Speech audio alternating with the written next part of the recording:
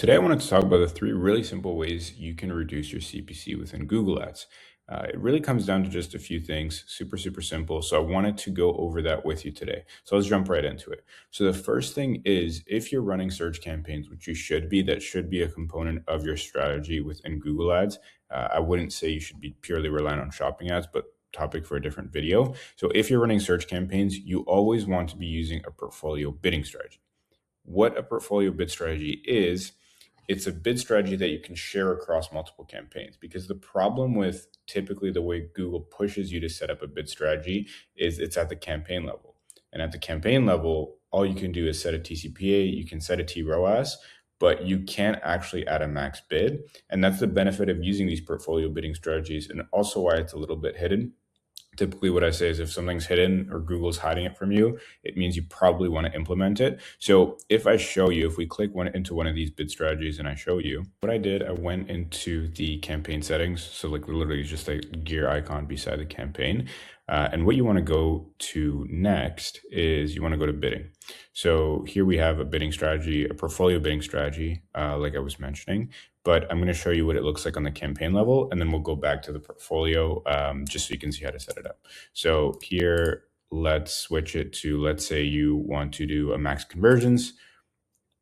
You can just set a TCPA, but there is no option to actually set a max bid.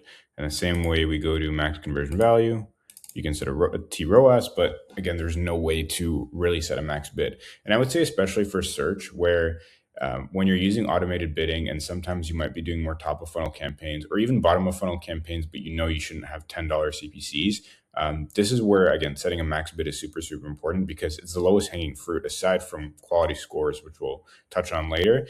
This is the lowest hanging fruit that you have. So let's go and actually set up that portfolio bidding strategy together. Alrighty, so how we navigated here was I went to, from the campaign side, you can then click on tools, and then there's bid strategies. So we can set it up right here. So you want to click new bid strategy. And then here, what I'll typically do is something to keep in mind is if you're running on just a max conversions or a maximized conversion value, you can't set a bid limit. It's only when you actually have a TCPA or TROAS that you can actually set that max bid. But keep in mind what we saw before. So if we go in here, I'll call it, I don't know, TROAS just for the example. And then, or I did a max conversion. So it's TCPA. So as soon as you enter it, so let's do 1, 2, you'll see a button for advanced options, and then you can set a max bid limit, right?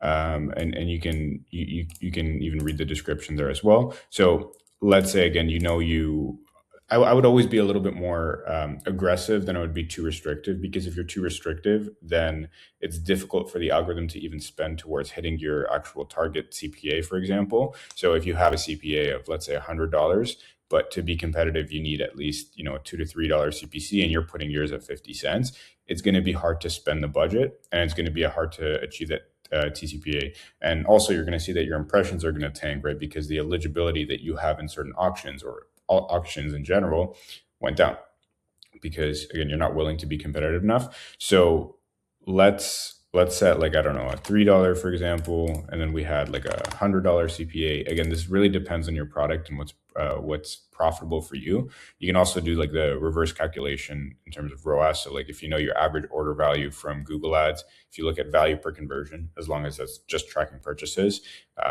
So let's say it's $300. And you want to achieve a 3x return on ad spend, your TCPA should be around $100 or right at $100. And then also backtrack, look at what your average CPC has been in the last kind of little bit. And I would set it right around that or a little bit higher. And I'll find that actually when I even implement these max bid limits, the average CPC goes down, right? Because all of a sudden that average, the highest point of that, can only really be the average that we set. So like if before you didn't have a bid limit and there would be clicks that are $10, $15, $20, now, even though you're setting it a little bit higher than the average, so let's say the average was 3 and you set it at 3.5, the highest it can bid is 3.5. So the highest bracket is 3.5 and the lowest might be, I don't know, 10 cents. So that average is naturally going to be lower. So whenever you're at this stage of your account, I would say after you're getting around 30 conversions per month, and I assume, the people listening to this do have that, I would implement a portfolio bidding strategy. I would never really use a campaign level. And another reason why it's actually really, really beneficial is the fact that you can group it on multiple campaigns here. So you can select campaigns and you can group it on under multiple search campaigns. Let's say you have kind of you want to allocate budget evenly, so you might have like a shared budget, which you can set up right here, of multiple search campaigns, and then you want to group them under a specific target, which, blended, they have to achieve X amount, and you want to give a little bit more room to the algorithm to figure out where to push budget. I would say you run a shared budget, and then you can share this portfolio bidding strategy across multiple campaigns. So like I said, you can set these up for both max conversions oriented bidding strategies. So we're optimizing for max conversions or for conversions, and we have a TCPA, or a max conversion value, and then we have a TROS as well. Thing for search campaigns that we also want to look at is keyword quality score. So really the way that you're able to get a lower CPC, it's obviously between your bid, which that was the first component, which I mentioned how you get it under control, but also the actual quality score. So before actually understanding how to fix it, let's figure out how we actually look at what it is and see if it's, if it's worth fixing. So the way that we look at that is we want to go to columns, and then we have a custom column, but not competitive metrics. You want to go to quality score right here. So then you can go to quality score. You can click on that. That's going to be your holistic score. And then you can see what it's made up of. So there's three components. So there's expected CTR, ad relevance, and landing page experience. I would click all of those, because then you could figure out which of those specific scores between ad relevance, expected CTR, landing page experience are actually tanking your overall quality score. And now all of a sudden you know what to tackle. Okay. All right. So what I did here, I filtered by quality score ranking to see where we really are getting the lowest score. The lowest I was seeing was about, 3 out of 10 for one term, but again, it barely even gets traffic. I would say as well, look at obviously keywords that are getting a lot of traffic. So ones that you were spending a lot on, instead of the ones that are getting like zero.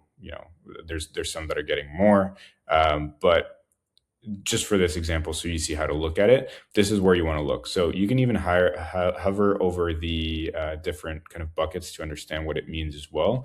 But ad relevance, I mean, typically, like, you can just add more keywords and that might make your ad more relevant. That's just an example. You can use keyword insertions. Expected CTR is really how likely Google thinks that somebody's actually going to click on your ad and go through. Because if you think about the way, again, Google makes money, it's through click-through rate, right? Because you're paying every time somebody clicks. So if you can give a better experience to the user by showing a very descriptive, very relevant ad, then your CTR goes up, and theoretically speaking, your expected CTR score goes up as well. Now, it's not always the case. I've seen campaigns with high CTR, and it's just, for whatever reason, it's average or below average as well. But the key base benchmarks, I would say, is if you can keep this at least 5 out of 10, that's pretty solid. But I would always be looking at other options you have here to actually improve your score, right? So like in this case, if we have a below average landing page experience, number one, you want to be looking at engagement time. So how long is somebody actually spending on your specific pages? And number two, is there a new landing page you could test that is a little bit more relevant to that specific keyword? Is there a reason that keyword or that theme of keyword should be in its own ad group rather than meshed in with what's together, or it has its own ad? And if it's really a keyword, it has the demand and it maybe died off recently, that's where you might want to test out itself and also a theme of keywords in its own ad group with a specific ad that just calls out to what the person who would be searching that would match to that keyword would really be looking for. So that's going to help, I was saying, on the ad side, and then also on the landing page side, where you're showing them a very tailored result to what they were searching for. Everything needs to match, right? Like their search, the offer that they see in the ad, and then the offer that they see on the landing page as well. So that's something really, really important to keep in mind. So if you're seeing a crazy high CPC, what you might be seeing is like a 2 out of 10 here, because under a 3 out of 10, it starts to give you the low quality score warning. And you'll see that on the legibility side on the left. So I would really focus on improving that score really through those reasons. Make more descriptive ad, test more ads. If you're just running one responsive search ad, might not be enough. You might want to split test. You'd want to do what's called a keyword insertion as well. And that's really going to help you improve your score. Final point that I want to move on to is going to Merchant Center. So, in case you didn't know, and this is, I would say, relatively more of a newer feature, but when you log into Merchant Center, you're going to be hit to Overview. What I want you to navigate to is expand this bucket and go to Store Quality. So, Store Quality is really, like, I mean, as you see, it's your quality score, right? Quality score of your store, because all the data, again, that's being pulled is essentially from Merchant Center, right? Like, even if you're using a feed optimization tool, that data is pushed to Merchant Center, and then Merchant Center pushes it to the ad account. So the key is all the information that you feed into here is what's going to actually allow you to get better results in shopping. And that's why sometimes I'm able to get away with a lower CPC and likely a lower bid overall than competitors. It's just because the quality of our listings are really good. So what you want to look at here is store quality. You can compare it to your specific niche. This is just more of a unique store, so we don't really have a niche to compare to, but sometimes it'll be like apparel or clothing, and then make sure it's relevant to the country that you're targeting. In this case, again, we're both countries that we target are at an exceptional ranking. And you can see you get a top quality store badge. Before you would be able to add this to your website, they removed the code for some reason. Maybe it's a glitch or something, but you could actually have a badge, this little badge that highlights and it says, this is your reviews, this is your shipping, returns, all the key information that's pulled from Merchant Center, and also the fact that you're an exceptional store. That's super, super important. And they used to also have a little bucket that would say your ranking improves. And technically speaking, it does, right? Because if you think about it, Google's priority, make money, by getting more people to click, but also the experience of the user. They don't want to sacrifice that. So if you have both of those components where like you're providing a good user experience, it's easy for Google to rank you, and you're providing all the relevant information in your listings, it's going to rank you higher. So on the shopping front, even though you can't use those portfolio bidding strategies that I mentioned, you can implement tactics like this to actually lower your CPC naturally. So what we see here, the actual total score that you have, and then sometimes it gives recommendations as well as to what you can improve. I would say follow whatever recommendations it has, and then make sure you're at a great or exceptional standpoint. So you can see here, there's so many different buckets. There's shipping experience, return experience, purchase experience. I would add promotions if you have them. In this case, we don't, but different payment methods that you have, also the browsing experience. So many different components. It's also like just a diagnostic tool you can look at. And again, this is not only going to help you on the paid side, but also on the organic side, right? Because you're, again, providing people with a better experience. So I would look through here, make sure you have all the relevant information. Think of it just naturally, like somebody should be able to see your relevant shipping policy. Should be able to see your relevant return and refunds policy as well. What's pulled from Shopify typically is not always actually relevant, right? Because sometimes it'll auto pull from Shopify and it'll have the wrong kind of transit times or handling times. So I would actually go in manually and edit the shipping and return policies here. That's 100% super important. I would say non-negotiable. But definitely take some time to look into this component of Merchant Center, as it's often overlooked. And then also I would be focused on feed optimization. So I'll link some of these videos down below as well, but basically you want to make sure that you have an optimized feed. Make it as easy as possible for Google to actually pull your product information and match it to a relevant search. And the way that you actually do that is by, having proper product types. You tell Google, this is the type of product that I'm serving based on its different guides that it has of what product types it has as eligible. There's something called Google Product Taxonomy. You also have product identifiers, so you're providing with the GTINs, the manufacturer part numbers. You have clear titles, which actually mention the keywords in the title. So I actually made a video all about that. I'll link it down below. But really what I want to leave you with for this video is the fact that you can set portfolio bidding strategies. So you can actually set a max bid for search campaigns so they don't go crazy with CPCs. Number two, focus on the quality score components of both campaign types, right? Or both networks, I guess. So for search campaigns, focus on your keyword quality score. Make sure your ads are descriptive. Make sure they are oriented around a specific theme of keywords. And that theme of keywords obviously needs to be relevant to what somebody's targeting, what you're mentioning in your ads, and also landing page. Those are the different assets that are included on the search side. So make sure all of those components are into place, and then check your keyword quality score to see your actual score if there's opportunity for improvement. And number three, on the more so shopping side or performance max side, is improve your quality score of your actual store.